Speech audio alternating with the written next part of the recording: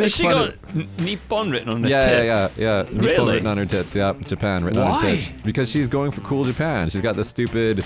What is that necklace called? I forgot the thing. Maneki necklace. Maneki necklace. She's got 2 of them. Yeah, and she's got like Hello Kitty-esque stuff on. It's terrible.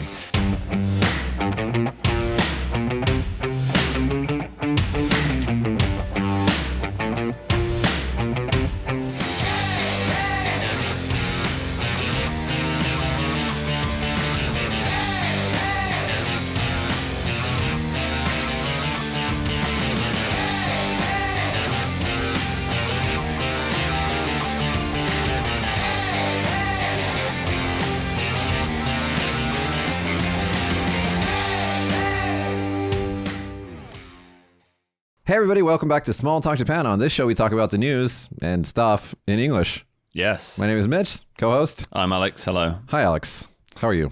Very well, thank you. I think we're both hungover today. Yeah, I am actually incredibly hungover. We film this show on Saturday afternoons usually, but today it's like a kind of an earlier afternoon where I usually just, like, I work on Saturdays, but I usually just crawl out of bed in my boxers and sit in front of my computer until like almost the sun goes down. Yeah, I got up at 6 and go to work, so... No, I don't have that family stuff that you have, or a corporate life. No. But, don't recommend that. Yeah, well, I'm hungover because yesterday I went to a Borninkai, like a forget the year party. With the prefecture, right? Yeah, the Koshima prefecture. But they didn't tell you where it was. No, they didn't. They just specified in a hotel. So I went there and asked somebody at the hotel where it was, and they directed me to a room and said it starts at 7. And I was like, that's strange. I thought it started at 6:30. I'll just go and sit in there. And then a bunch of different people came in. Turned out it was a totally different department. So, They just didn't want to hang out with you, Alex. Let's just admit it. yeah, well, I missed all the speeches at the start. So as I walked in, they just said "Kampai," and I was like, yes, come on. That is the thing about corporate or like business drinks parties is like they just love their speeches. It's like their one time of the year with the old men who you don't want to listen to have your like undivided attention. Yeah, it's like I've got the microphone now. And you're all waiting to drink, and so I'm just gonna keep talking. Yeah. I give a lot of speeches for weddings when we can actually have weddings. And I think one time I was just kind of like, I didn't really know the couple, so I just said something like, I like my speeches like skirts, short, kampai. No That's way. all I said. Who would invite you to the wedding to do Everybody a speech? does. Why? Dude, I was just telling Josh about this yesterday. Like before the pandemic, I was going to 3 weddings a month. Like whose? Like all my like people I know. It's like it's the token white boy at their wedding. Right, okay. And then they always make me do the kampai speech. Right, I see. So it's like, yeah, it's really lame. Because in Japan, like you have to pay to go to a wedding. Yeah. It's like $300 to $700 you have to pay to go to a wedding. Yeah, but you get food and booze and stuff like It's that. not $300 worth. That's true. And imagine doing that 3 times a month. That's like if I was giving like my position, I should really give $500 to $700. But imagine giving $500 for 3 weddings. It's like $1,500 a month. You see, I just wouldn't go. That's the thing. I just stopped going to people's weddings, so they stopped inviting me. So I'm happy, and whatever. No, I gotta go. It's like relations. Or and just stuff turn up at the Nijikai, the second party.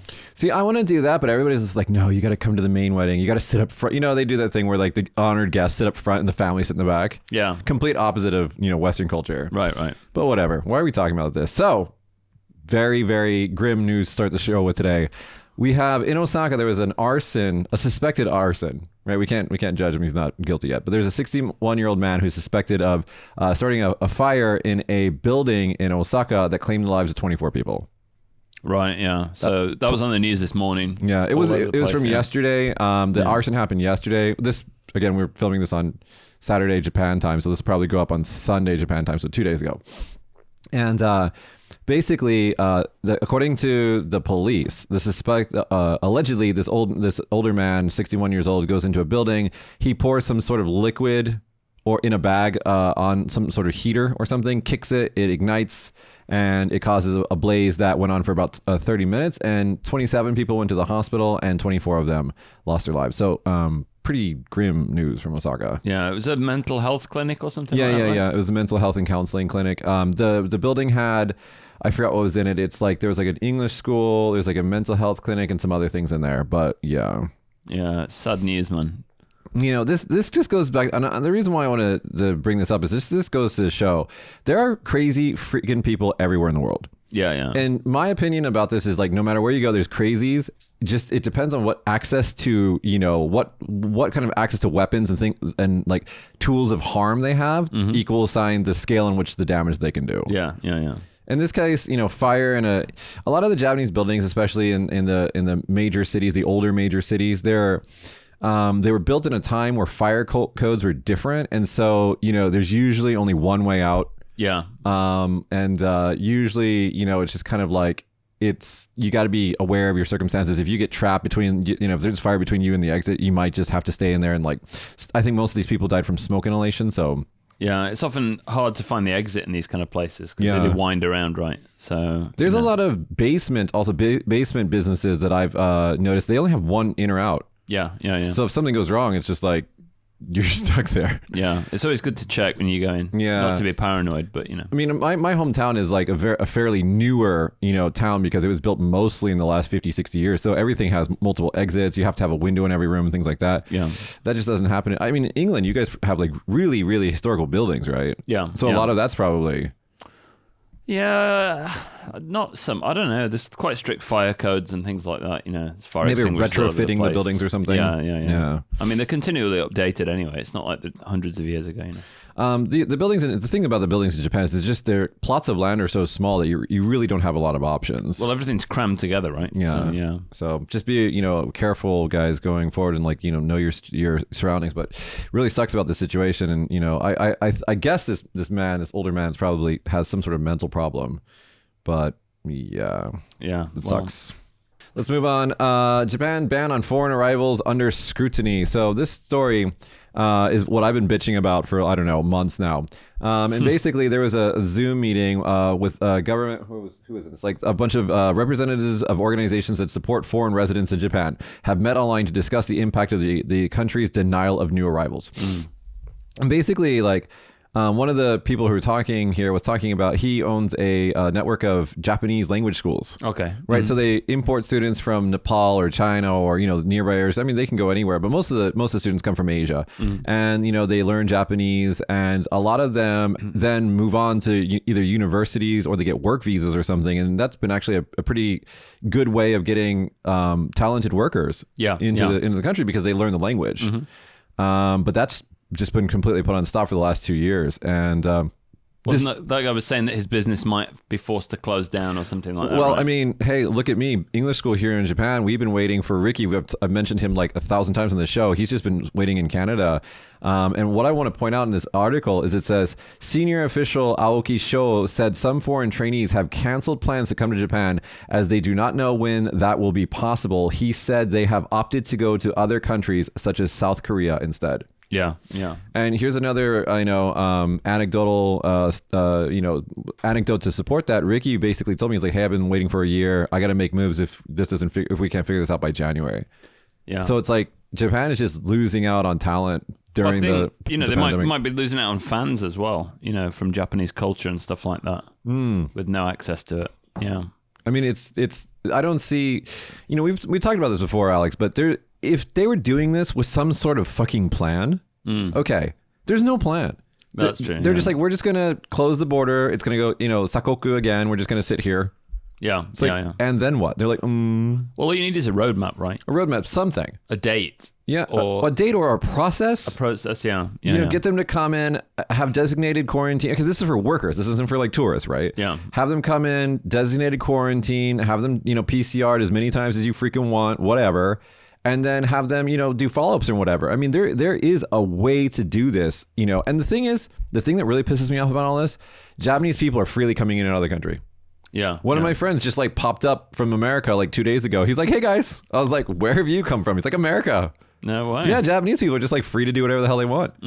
Only foreign residents and foreign visa seekers are not allowed in. Yeah. It's just like, God, you guys come on, get your shit together. But there's large domestic support for this.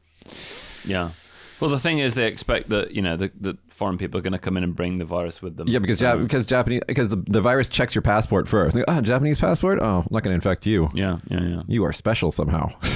Or it's the fact that they expect Japanese people not to travel for some reason. They are, dude. But they are. Yeah, dude, go to Hawaii right now. Go to Hawaii. There's so many Japanese travelers just like hanging out in Hawaii. I can't go to Hawaii right now, Mitch. Why? because I wouldn't be able to get back in. No, I think we could, can because we're residents, but But it's not worth the risk. Yeah, if they change their stupid minds, like while we're outside of the country, what are you going to do, right? Yeah. Anyway, speaking of entry to the country. Yeah, so we've got a story here about Japan simplifying the entry process to Japan for wealthy travelers. So that's the thing, guys. Japanese passport, Japanese residency, or a lot of money, and you don't have to worry about the virus. No, this is for the future. It's not for now, is it? So the government plans to simplify the immigration process for foreign travelers arriving in Japan by luxury transport, such as private jets and super yachts, usually used by the wealthy, sources say close to the matter on Monday. You're a part of this. I mean, I'm not like you're a part of the problem, but you're involved in this. Yeah, I'm involved a little bit, with, luxury travel. So talk about what's the thinking here. So basically, when you have CIQ, the security checks at airports, if somebody comes in on a private jet, for example, it takes forever to get through those. Whereas in other countries, they can just get off at the tarmac. There's a car waiting and they just leave, right? Yeah. So there are a lot of problems like that in Japan. And this particular article is talking about the application time for getting a jet to land. So they had to apply previously 10 days in advance to get permission to land. But now they've changed it to 3 days. So the thing is, with this super wealthy market, plans change really, really quickly. You were talking about, and I didn't know this, but there's some sort of like luxury like Boeing jet out there that just seats a few people. They just fly around the world. Yeah, it's like 16 seats in a full 747. So it's just like their flying house, basically. Basically, yeah. And they only fly during the daytime, so they don't have to sleep on the plane. Wow. So it's like a lounge area, basically. Really, just hang out. You just hang out, chill, have a bit of champagne. See, guys, this is why everybody should be ultra rich, because it seems like a lot of fun. Yeah. So carbon footprint, but let's not mention that. Yeah.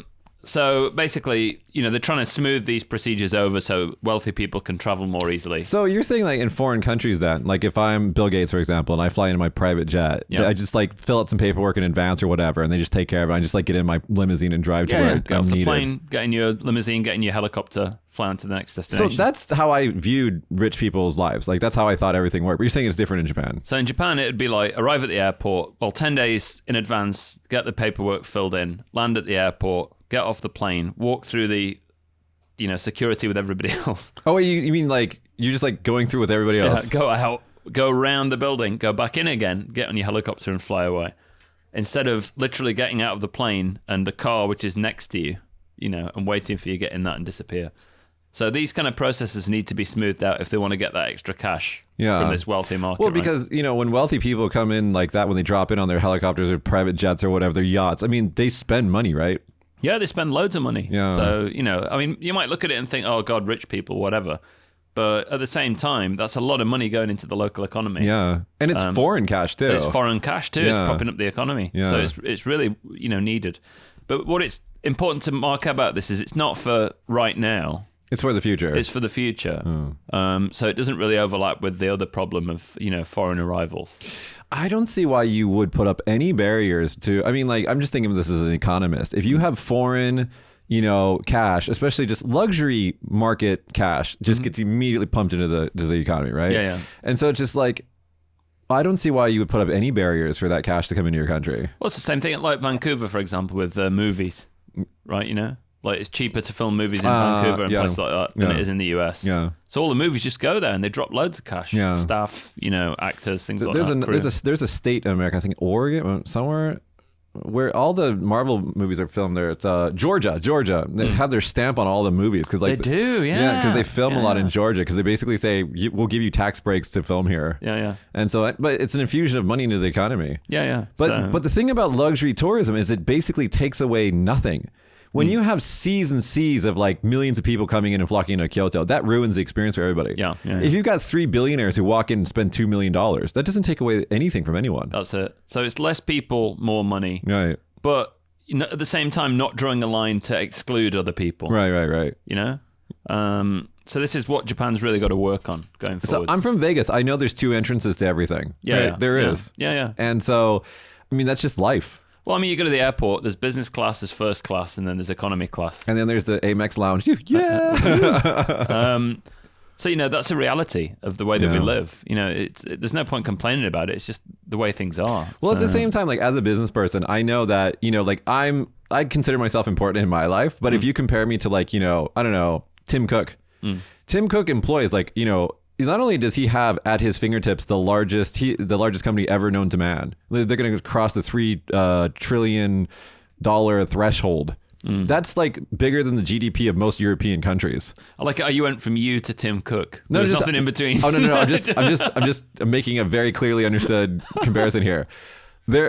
If I work hard the rest of my life, my lifetime will not be as important as one day in Tim Cook's life. I mean, like that's just how important he is. Yeah. And his time is very, very precious because he has to make a lot of decisions. He's got to meet with a lot of people. He's just got to do a lot of things. Sure. So why would his minute that's worth billions, right, be spent standing in line with the rest of his flebs? Well, the thing is, right, like these airport arrival lounges and stuff like that, they are building. One of them's in Kagoshima, actually. Kagoshima's got its own private jet terminal. Okay. And they made like a nice lounge for it. And I went to have a look at it. I said, you don't need a nice lounge. All you need is speed. Yeah. They just want to get through and get out. Yeah. They don't care about having some super Hanging nice out near chairs. airport. They don't want to hang out here. Yeah. I'm sorry you built it, but they just want to get out of here. It's their time. Yeah, it's the time that's most important. It's not about making things gorgeous and luxurious and things like that. It's about speed and efficiency. At the MGM in Vegas, they have the villas, they're called. They're like these 4 towers in the back of the MGM, and there's no counter, there's no front desk, none of that shit. You roll up in your limousine, right this way, Mr. Smith, and they just put you in an elevator to your room where all of your bags are already there. Yeah. And everything you need, they just call the concierge and they just do everything for you. Yeah. And there's like Picasso paintings on the walls and stuff like that. But it also costs $15,000 minimum a night there. Yeah. Minimum. Right. So you're usually talking about if it's like New Year's weekend or something like that, you're thinking like $200,000-$300,000 a night and something like that. So I get that. That market needs to exist for a reason. They have the money to spend. Might as well spend it here. I think like the thing you have to remember with this is because people often get a bit like weird when it's wealthy people and luxury travel market and things like that. They're like, oh, it's a bit divisive or something, or elitist or something. But you've got to remember, over a certain amount of income, the amount of happiness you feel doesn't increase because you've got so much stress managing the wealth that you've got, or doing the work that you do, that actually it detracts from your happiness probably. Yeah. So people like Elon Musk or whatever, or formerly Steve Jobs or people like that, all they do is work, isn't it? Yeah. They literally just work all And the time. they honestly, if you look at the Steve Jobs biography, he never took any joy in anything money related. He wore the same clothes all the time. He was building a yacht because his wife wanted it, I guess. And then like the only reason why he continued to build it is because like it was like a signal that he wasn't going to die. Right. That he was going to enjoy this at some point. But I mean, none of that stuff like made him happy. The stuff that made him happy was when like he found a glass manufacturer, so the windows on the Cube building in New York could be bigger and not as small. Right. Because he had this dream in his head that he wanted this like certain store in New York, right? And stuff like that excited him. Right. Yeah. It's so. But then again, there's an argument to be made, like if you are a billionaire, there's only so many shirts that you can buy in your life. Oh yeah. Right. So if you need this billionaire to spend the money to put it back in the economy, to get it circulating out there, the luxury market's a great way to do that because you can overprice the shit out of everything. Yeah. Well, I don't think about overpricing. I don't think that's fair. You say that, I don't. No, it's not overpricing. Fair pricing. So the thing is, it's about risk, right? If you ask a company to design your logo, for example, if my small business asks a company to design the logo, they'll charge me a cheaper rate than if it was Sony or someone like that. Yeah. And the reason why is because the potential for damage to Sony is much, much bigger than a tiny little company like mine. Yeah. So they have to keep that responsibility in mind while they do the work. So it might be the same amount of time, but the responsibility involved is so much bigger. How does that apply to bottles of champagne costing like $15,000? If you spill it on them when you take it, they get angry. Anyway, shall we move on? Yeah, let's go ahead. Okay, China envoy urges Japan not to join diplomatic boycott of Olympics. So, if you guys haven't been following this, so we have the Chinese Olympics in whatever it is. Who cares, man? It's like a couple of years ago. I forgot what it is, but anyway, they're having Olympics there, and it's Summer Olympics, right? Yeah. Beijing. Isn't it Winter Olympics? I don't know. I hate the Olympics. I don't pay attention to this. Yeah. Anyway, it's like upcoming. Maybe Josh, you can Google this because it's not in my story. But like upcoming Olympics in China, a lot of countries, the United States in particular, are boycotting. They're doing it in such a, what is it, Josh? It's the 2022 Winter Olympics in Beijing. Right? Beijing. Yeah. Okay. Is Beijing even cold? I don't know. Never been there. China's got like all the climates, right? Yeah. It's such a big country with one time zone. Yeah. Is that true? Can you Google that? I'm not sure if I have They that don't fact have right. one time zone, I do think they? it was either them or like Russia or one of those communist bloc countries has like one time zone. Seriously. Yeah. Anyway, let's get to look that up, Josh. So China, like a lot of countries are boycotting the Olympics there over the Uyghurs. Yeah. And other like, what is it called? Human rights violations and things like that. Mm-hmm. What is it, Josh? One time zone in China. Told you. Really? A massive country has one time zone. That's crazy. What time is it in Beijing? Same time as everywhere. No way. Yeah, it's just called China Standard Time. Imagine. That's nuts. Just imagine the longitudinal lines that like divide all the time zones, and they just like sprinkle on top of China and just like go around. Is that in line with Beijing though, being the kind of the best, sunrise and sunset being at the right time? When is like the right time? Like what city is the right time in China? China's such a weird place. It just fascinates me in a weird way. No, it's bizarre, isn't it?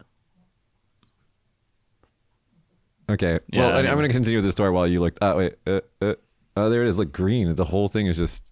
I guess it's dead smack in the middle because if you look at the country. Yeah, but if you look at the surrounding countries, China is in like 5 different time zones. Yeah. But Also, there's half hour time zones as well. Oh, that? Yeah, I forgot where it is, but some place has like a half hour time zone. Anyway, getting back to the China Olympics. So a lot of countries are not boycotting participation in them, which would be like the ballsy thing to do. They're just not sending diplomats. Okay. So they're just not sending guests, Right. which is like such a pussy way of boycotting an Olympics. Yeah, that's true. But anyway, so I forgot what countries are promising not to send diplomats. One's like the United States and like, I don't know, Canada or France probably, who knows, stuff like that. But Japan's going to jump on this because Japan and America are buddies. And maybe South Korea is also in on this because like, basically it's like everyone versus China thing. But the Chinese envoy is telling Kishida, please join the Olympics. And like Kishida, I think it's in this somewhere. He's just like, I have no intention of going, basically, which is kind of like a even pussier footed way of boycotting the Olympics. Yeah. If you're going to boycott it, just boycott it. do it properly. What are the countries that have signed on not to go? US, Australia, UK's in there as well, right? UK, Canada. Yeah. Okay. Well, the Western people. I think China should boycott themselves. That'd be funny, wouldn't it? Well, Like, we're not going either. Especially after the stuff that they're doing in Hong Kong. Oh God, don't get me started. Let's move on. What do we got? Let's do this one really quick. Okay. So All right. while we're getting into negative stuff, okay. Tokyo lawyer to collect info on police treatment of foreigners. So weirdly, the U.S. Embassy in Tokyo says weird stuff all the time. But one of the things that they said recently was earlier this month, the U.S. Embassy in Tokyo said on its official Twitter account, which is such a weird way of like putting this information out there, that it had received reports of suspected racial profiling incidents with several foreigners detained, questioned, and searched by the police. Now that's bad if that's true, and we should never ever put up with any sort of like racial profiling or racism from police. But then again, the United States saying this is kind of it's like Get your own house in order first. every time they say shit like this, I'm like, I mean, I know what they're doing. I get it. Okay, it makes sense. But I'm just like, guys.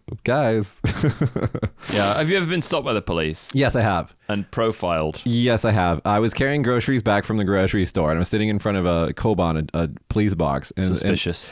yeah, so I look really suspicious, especially since I was wearing like work clothes. I was kind of dressed like not, raggedy at all.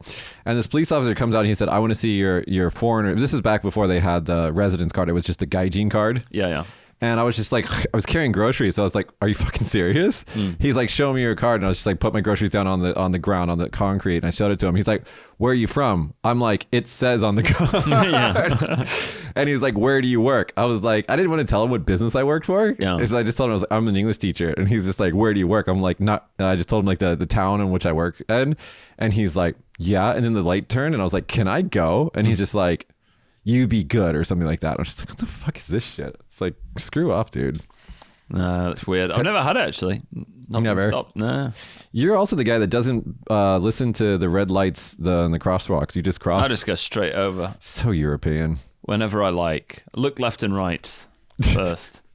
It depends on what time of day it is. If it's nighttime, I'm not paying attention to anything. No, it's I don't get it. Stand there, there's no traffic. It's like, come on. It's setting an example for the children. Anyway, ask about the message. Chief Cabinet Secretary Hirokazu Matsuno, I can't read Japanese in English, told a press conference December 9th that Japanese police approached suspicious people in accordance with the law, such as when they have reasonable ground to suspect someone has committed a crime, and that questioning is not carried out based on race or nationality. But remember, if you are foreign, that is just straight up suspicious.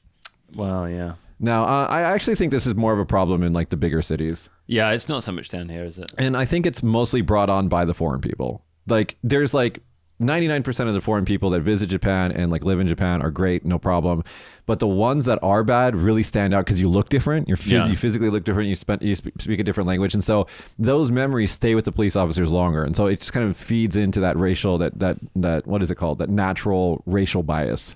Yeah, there was a guy, the Imperial Palace in Tokyo, jumped in the moat and swam around naked. Yeah, bollock naked. Jeez. Do you not remember that? An English guy. No. Yeah. He looked a bit like a friend of mine, so I sent a screenshot of it to him, and I said, "Are you in Tokyo?" And he didn't respond. Just ignored it. He didn't respond. Yep. Didn't like it. What do you got next? All right, so a man infected with Omicron variant visited soccer stadium near Tokyo. So a man in his 20s has been confirmed infected with the Omicron variant of the coronavirus on Friday, so last week. And the Tokyo Metropolitan Government said that he visited a stadium near the capital to watch a soccer game, which obviously is a cause for concern. So he got this virus from his friend who came back from the United States. That's right, yeah. This is what I'm talking about. Japanese people are freely coming in and out of the country. And so he gets Omicron from this person that comes back to the United States, goes to a soccer stadium, first game of its kind since the pandemic where it's like full seating. Yeah. So about 40 people around him have had to be tested as well. And he's got to stay at home for 14 days for a health check. PCR testing is bullshit. Just let's throw this out here. The person that created PCR testing said when he created it that PCR testing should not be used as a way of diagnosis, like to see if you have a virus or not. Yeah. I mean, it's better than nothing, but like it's just an unreliable thing. And in Japan, they're not really testing anyway. That's true. So it's actually quite hard to get a test. Yeah. One of my friends was sick. His whole family was sick with COVID symptoms. And he's like begging the doctor for a PCR test. And they're like, nah, it's probably not COVID. Yeah. It's like okay. I'm not saying that the medical system in Japan is bad. It's not. It's actually really good. But when you have a state-run medical system and almost none of it is private, this is one of the things that the state can control what their numbers are. Yeah. So true. So Tokyo has 30 cases or whatever. Come on. Let's do this one. Kishida becomes first in Japan first Japanese prime minister in 9 years to live in official residence. So Alex, I want to ask you a question. Yeah. Of your Japanese friends, how many of them believe in ghosts? Ghosts, quite a lot. All actually. of them, right? Disproportionately right, loads. Right? Yeah. It's weird. Yeah.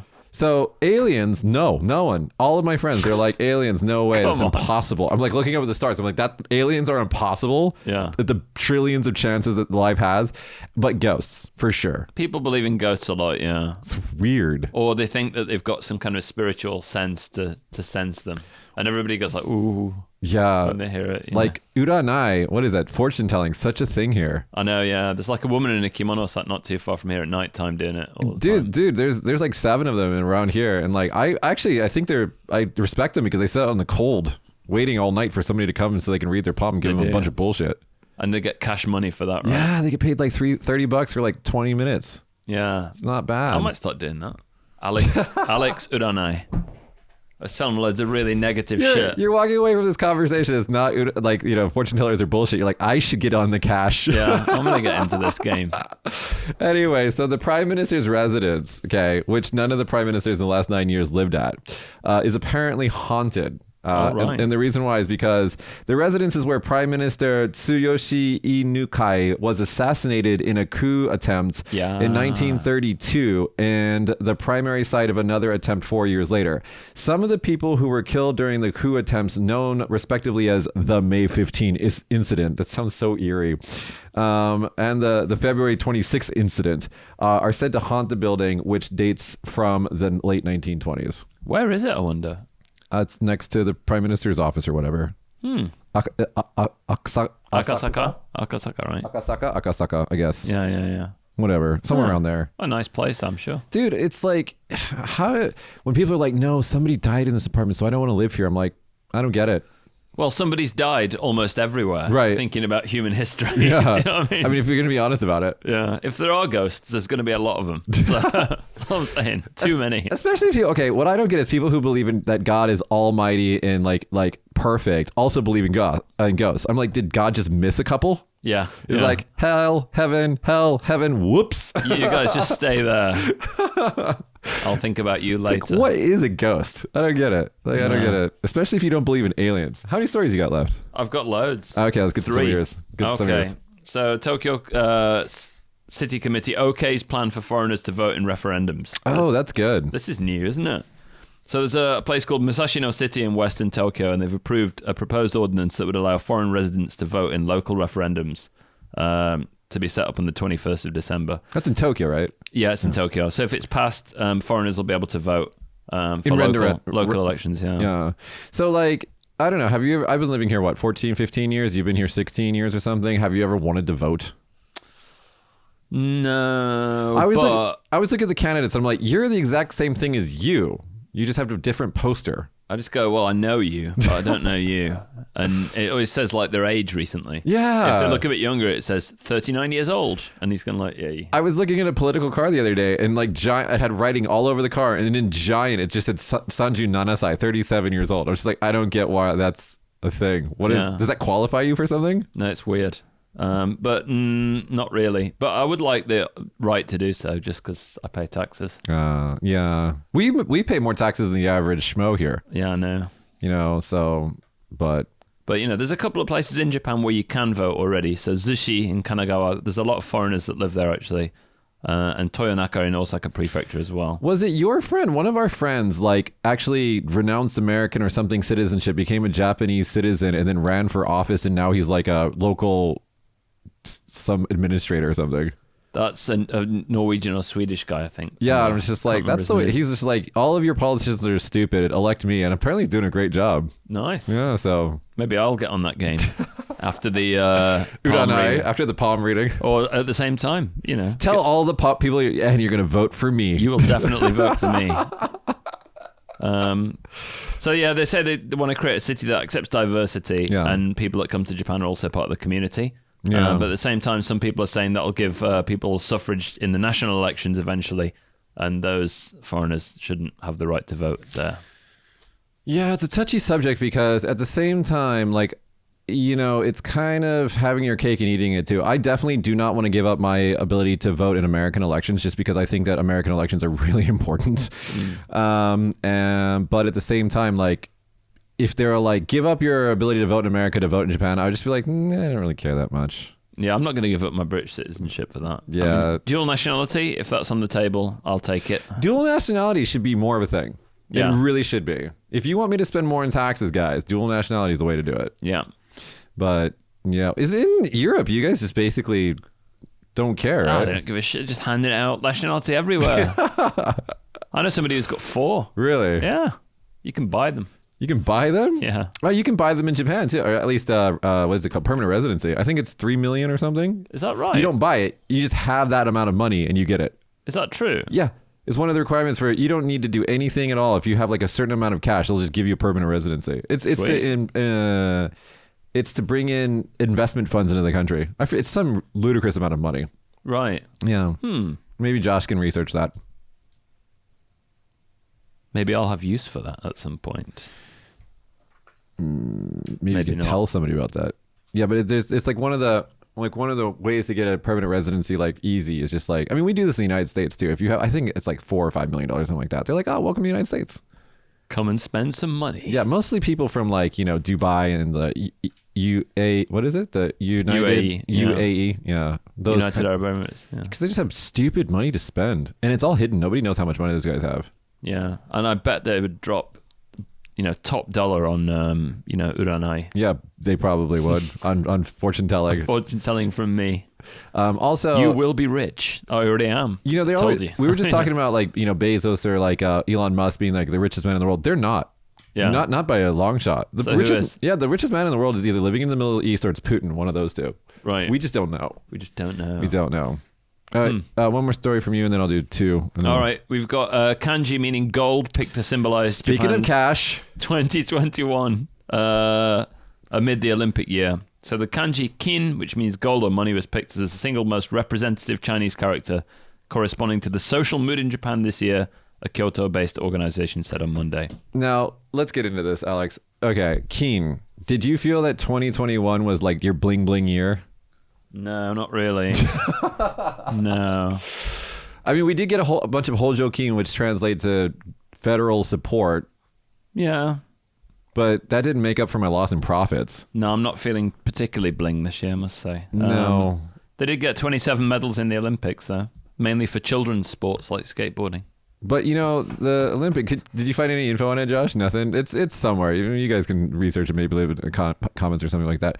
But their medals, because they're home, what is it? The home field advantage or whatever? Yeah. The judges they feel more like love towards Japan, and so they give them more gold I think medals. it helps when you don't have any spectators from your own country there. Just surrounded by Japanese officials. No cheering when you score, but when the Japanese person, Not too helpful. So basically, a chief Buddhist priest of Kiyomizu Temple in Kyoto wrote out the character Kin for gold on December 13th. If you guys have never had a chance to go to Kiyomizu-dera, it's my favorite. It's like probably my favorite. I was there 2 weeks ago. Well, how is it without a bunch of Chinese like tourists everywhere? It's quieter. It was full of Japanese people. Oh, yeah. But, Well, because the domestic market's taken off, right?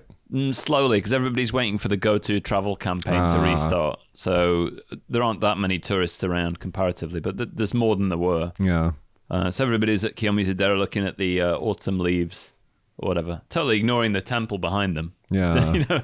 Well, the autumn leaves are like what people go there for, right? That's what takes the beautiful pictures of, and especially since you can take pictures of the city as well from the temple. Yeah. It is a beautiful temple. No, it's a nice place, man. Nice. Yeah. There's a bunch of signage that wasn't translated to English, I remember when I was last there, though. Maybe I'll take that up with them. There's apparently that place used to be in terrible state. It used to have holes in the deck and everything like that. Really? Yeah, it was an absolute disgrace. And then the priests in charge of it went around the country doing lectures to raise funds for it. Really? And turned it all around. So, they've pretty much done it on their own as a private enterprise. There's a lot of World Heritage sites that are like that. For example, the Eiffel Tower, people wanted to tear it down, apparently. Yeah. Back in the day, they're like, it's ugly, let's get rid of it. Yeah. Now it's like the cherished piece of Paris. Yeah, it's weird, isn't it? Yeah. Strange. People are strange.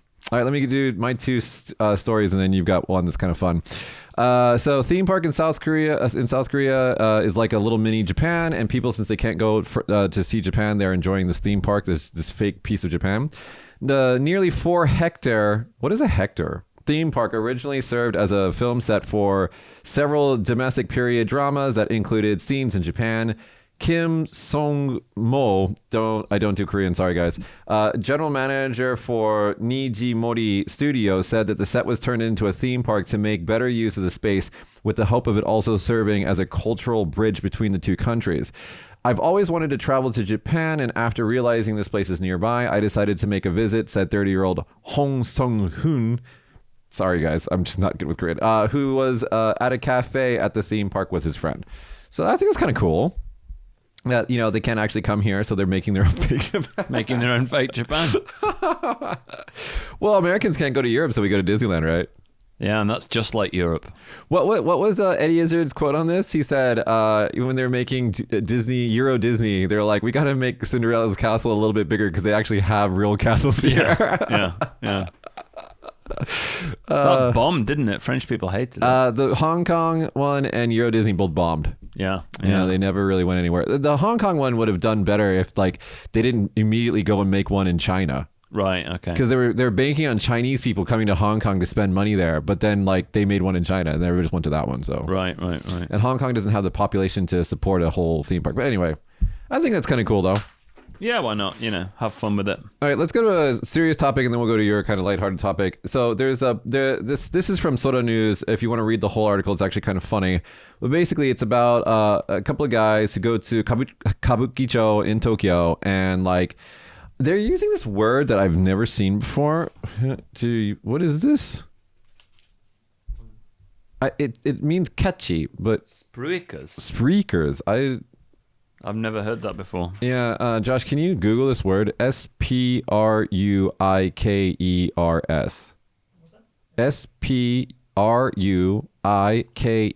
Spruikers. Someone who tries to persuade people to buy something or use a service. So like a tout, right? Yeah. This is a word? How do you read this word? Can you get Google to read it for us? I think it's Australian English. Slang, yeah. Oh. So why would you put that in an article? Well, because the guys that write these articles from Sora News are a bunch of like Japanese people, I think. So like you'd say huckster or something, Yeah. or a tout or... So the word for this in Japanese is kachi or boy. Right. And what they're like shiny suited men. Shiny suited men. It's so accurate. It is, yeah. Usually with blonde hair. Right, with blonde hair. Are you one? No. Basically, these guys, they're if you remember your friend from high school that was really good talking to everybody but didn't study a lot. Right, it's him. Yeah, it's basically those guys become catchy, and what they do is they stand on the streets of like busy areas in Japan, and if they see a couple lonely looking guys like walking around, they'll try to like scoop you up and take you to various bars that they're connected to, and then they get a cut. Yeah. Sometimes these guys are helpful. I'm not gonna lie. Like here in Kagoshima, they're mostly helpful. They'll take you to like izakaya and stuff like that if you don't know the area. But in places like Kabukicho or in places like Roppongi, in places like just basically anywhere in Tokyo or Osaka, really. Yeah. Most of these guys who try to like wrestle you into some place are usually not always bad, but they're usually not great. Yeah. I mean, I saw once in Kabukicho an Australian family walking along in the daytime, and they walked into Murio and Naijo, and I was like, it's not what you think it is. Can you explain what that is? So Murio and Naijo is basically a place where you can inquire about, sex services. Or girl services. Girl It's basically like, it's like a shady ass room with a, what is it called? What's Nantuka couch? Casting couch. They have like a casting couch looking deal in there, okay? Right. They're always really bright as well. Yeah, they're very bright, and they have like lit posters on the walls. Yeah. And you walk in there, and then you can go through catalogs of girls for like kabakura and like clubs, or if you want other services, you know. I don't know what the kids thought of that, but cultural experience. They're like, can we get some murio annai? And they're like some free guidance. Yeah, they're walking around thinking, yeah, look at that Godzilla on the roof of the building. This is great. It's Japan. They didn't realize they were in the red light district. Anyway, so getting back to the story. So these guys got roped into this shitty izakaya because the guy lied to them. He said, are you looking for tori kizoku, which is I guess some like yakitori place in chain restaurant. Yeah. And they're like, oh yeah, we're looking for something like that. And so they take them to this other yakitori place, but they realize it's shady. And so they both ordered 2 drinks and 1 little plate of yakitori, and it came out to be like $100. Right. And if there's a picture, if you guys look up the article on Soda News, there's actually a picture of the receipt, and it goes over all the different parts of the what's on there. Right. And I just want to go down the breakdown really quick. So one of the things that they have is so they have the otoshi. So let me explain to you guys what otoshi is. Okay. Otoshi. Yeah. So otoshi is like so this goes back to the culture of like izakayas are not bars. Yeah. So when you go there, you're supposed to eat. Mm-hmm. Not just drinking is the thing that complements the food. And so to prevent people from just drinking at these places because there's different licensing and stuff like that, they give you otoshi, which is like a little food thing that when you sit down. Yeah, like an appetizer. Like an appetizer. Yeah. And it's compulsory, like everybody has to have it. And usually they charge, I don't know, like $5 or something like that for that. And that's usually in lieu of a seating charge. There are also there are also places that have a seating charge. Seating charges can vary wildly. They can be like 500 yen. They can be 1,000. Sometimes they can be 10,000 depending on where you are. And then what else was on here? And then they had a year-end charge. Okay, which is like, this doesn't really happen where we are, but this happens in other places. Like when you have like a big Bonenkai year-end party, they'll charge you an extra fee for that service. Yeah. And all these other things. And anyway, so they just gave them a bunch of bullshit charges. Basically, think of this place as Ticketmaster in the United States. It's just all these like little fees that they put on the receipt, and then they charge them crazy amount for that. And what did they do? They paid it and left. Not much you can do there, is there? What are you going to do? Not much you can do. I mean, so the way they get around this, guys, is ask for the dempyo, the charge list before you okay anything. Yeah. Like, show me how much everything's going to be if you've never been to a place like this. And then have them give you the actual paper. And then say, I'm only going to pay this, right? Okay. And then no more discussion about it. Yeah. Otherwise, if you just get a verbal confirmation, they might just say, oh, but we didn't, you have to pay for this and this and this and whatever. If you don't speak Japanese, it's going to be pretty hard to do that conversation. Yeah, don't go to places that aren't major places as well. I don't follow touts anywhere. If they come up to me and start asking me stuff, I just tell them to go away. Yeah, I do too. Yeah, I can find things on my own pretty much. If you actually really want to, if you're unfamiliar with a city, best practices is to go to like a tachinomi, a standing bar.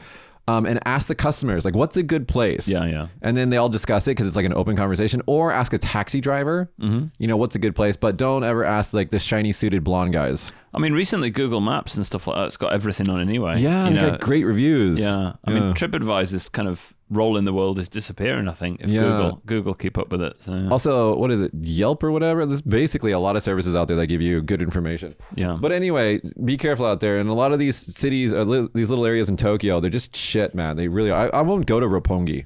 I won't go there. Roppongi Hills, okay, but then again, you'll pay for Roppongi Hills prices. Yeah. Anyway, we got one last story today. Okay, last one is Miss Universe 2021 Japan entry slammed for wearing dead person's kimono. You get off about this. What? You mentioned this in your People of Kagoshima interview that we put up. If you guys haven't subscribed to People of Kagoshima, go check it out. It's a really great deep dive channel, produced by Alex, directed by me, shot and edited by Josh over there. It's a really great YouTube, like Japanese culture YouTube channel. But you mentioned this in your interview. That's true. I did actually, yeah. Going the wrong way. Yeah. Can you explain what that means?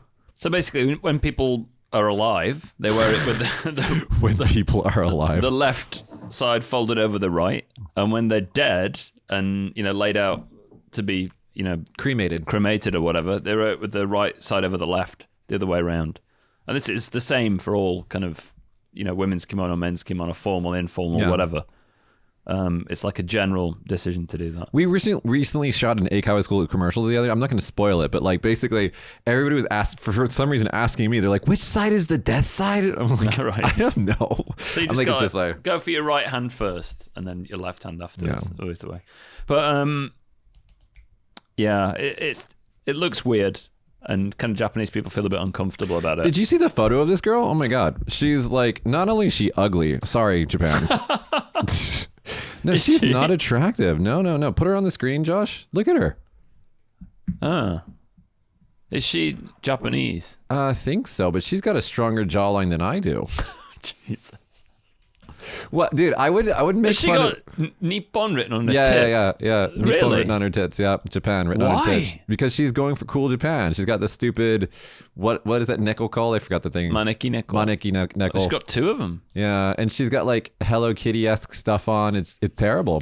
And I mean, more than the kimono being crossed over the wrong way, this is just fucking stupid, man. Yeah, she's going for like a Carrie Pamu look, and she's not doing it. And if you look at the girl, somewhere on this site, you see the girl that comes next, I think after the video or something like that. Sure. The girl that comes next is like glamorous and beautiful. And you're just like, what's going on, Japan? Oh my God, she's just a fucking train wreck. What's going on? Well, I won't comment on her, but the clothing is awful. Okay, yeah. I guess we should separate the now. Look at that jaw, man. I mean, That's harsh, man. You No, I'm don't talk jealous. I'm jealous. I want that jawline, man. I'm jealous. You're such a dick. Dude, you guys ever seen Shrek? Lord Farquaad? She's got his... Anyway. So you got this one next. Glamorous and classical beauty coming out next. She's got an ostrich feather on her head. What's that all about? Dude, that's... What's that? This is classical beauty, though. Look at her. That's for cleaning the roof, Oh, right? come on. If you're going to go on a date with one of these, which one are you going with? Well, I'll probably go with her. Right? She can clean up when she's done. Anyway. That's been our show today, guys. So, yeah. Apparently this was Harajuku fashion culture. It was, what's it called? Cool Japan. Cool Japan. Some stuff like that. There's an NHK TV program that's called Cool Japan. And if you guys Google it, just check. It's very uncomfortable. Yeah, I will never go on that show. It's just uncomfortable. So don't even ask me. They probably won't ask me anyway. They get a bunch of foreign people to like show what they like about Japan, but it's just awful. It really is. It's just cringy, right? It's cringy for us. It's too much. Yeah. You know, it's just like, you know. It's also really closely borderlining you nanishi ni Nippon e? Like, what did you do? Why are you here in Japan? Yeah. What are you doing here in Japan? I don't know how to translate that. Yeah. That's actually a really funny show sometimes. Yeah, I helped shoot one of those. Really? Yeah. Our friend Carl was on it twice. Was he on it twice? He got on it once, and then they filmed a completely new episode with him the second time he came into the country, but then they realized that he was already on it, and so they scrapped the episode. Is that right? Yeah. And he agreed to this. Yeah. He was like, yep. He was loving it, the whole thing. You can find the Wikipedia picture of my Yu. She's got a heart like this. She's got it like this, and it's cut right here. The other side of that picture is Carl. Is it still my Yu's Wikipedia picture? Did it change? It changed, but it was before. If you go my Yu and then click on Google Images, it might show up still. Is she from AKB or something like that? Yeah, she's from AKB. It's gone now. They replaced Carl's heart picture. That's too bad. But anyway, the picture was sourced from Flickr. Is that what that Yahoo service is called? Yeah, Flickr. And it was like a rights-free upload of his, and then they put it on Wikipedia. Anyway. So, yeah, basically, it's a dumb costume. That's all you can say. It's a dumb costume. Writing kanji with Japan on your breasts is like, I don't have anything wrong with writing on breasts. That's fine. But why? Yeah. I don't know. Very unusual. Anyway, guys, that's been our show. We talked about a lot of things today. Very serious stuff and that crazy train wreck of a Miss Japan universe. Oh, and can I point out that was in Israel, that pageant? And yeah, so I saw that, yeah. All the Japanese people were just going to Israel, having a heyday and coming back. But, foreign visas, not handing those out. It's been our show today, guys. Thanks so much for watching and listening. If you're listening to the podcast, we're going to try to describe more things in audio that we're showing on the show. That way people who are listening aren't frustrated. Yeah. That's my job. I should do a better job of that. But anyway. Use the words to describe things. Yeah. So if anybody wants the fortune telling, just hit me up. I'll be in Tenmon I accept cash and credit cards. All right, guys. Be sure to subscribe to People of Kagoshima, our sister channel. And we'll see you guys next week. Bye, everybody. Bye.